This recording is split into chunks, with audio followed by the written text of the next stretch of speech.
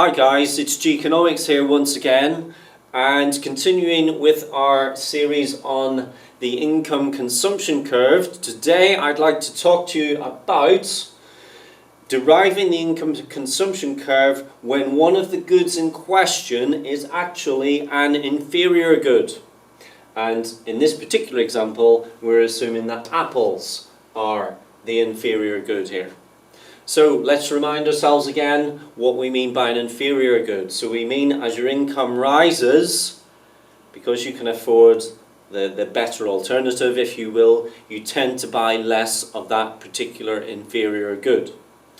So in this example, what have we got once again? So we've got three budget lines, BL1, BL2, BL3, all moving outwards away from the origin, indicating this consumer, this individual, he or she is becoming better off in terms of the amount of income that they have.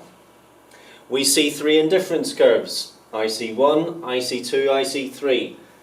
Again, moving away from the origin. So this consumer, once again, is maximizing their utility because they're preferring to consume more to less.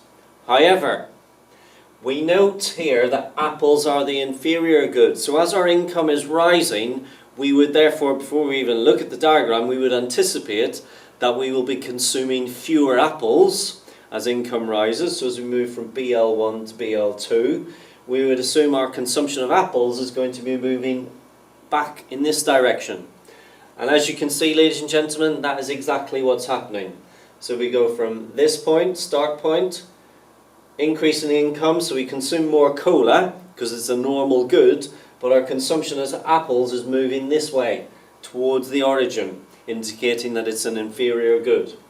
And again, when we get to the final point here, again, more cola, less apples.